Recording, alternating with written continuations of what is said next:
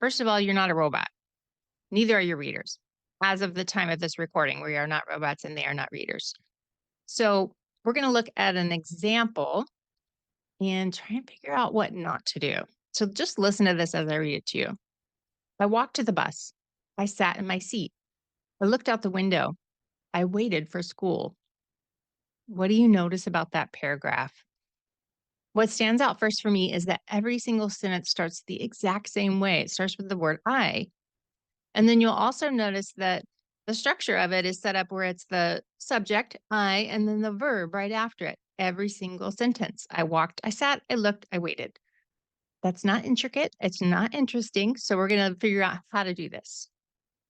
There are 3 steps to vary your sentence length. First, once you write something, you are going to read it out loud and listen for the rhythm, which we'll practice here in just a minute. Step 2, you're going to find spots where every sentence is about the same length, where it gets a little monotonous, a little bit kind of gets into a rhythm that feels like it's the same all the time. And step 3 is to cut one of the sentences short, stretch one out, and combine 2 if it will help with the flow. So we're going to try this together. I'm going to give you a before and an after. Here's a before. The hallway was noisy. Couldn't hear my friend. I moved closer. We talked about lunch.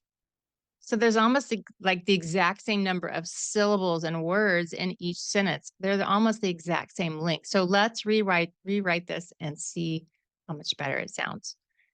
And I'm going to actually move over here before I do that. There we go. There was laughter, shrieks, yelling. The hallway was as noisy as a construction site. Leaning over, I tapped my friend on the shoulder. Let's go eat lunch. So, do you see how the sound of that just sounds much more rhythmic and interesting to listen to?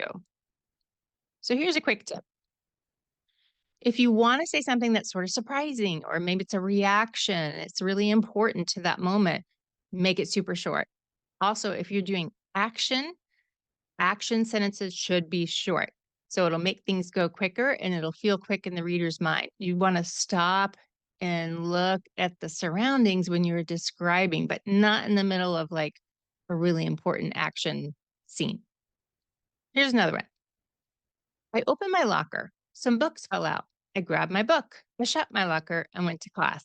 So again, you can start to hear what we're doing here. They all start the same, sound the same. Too many syllables are the same.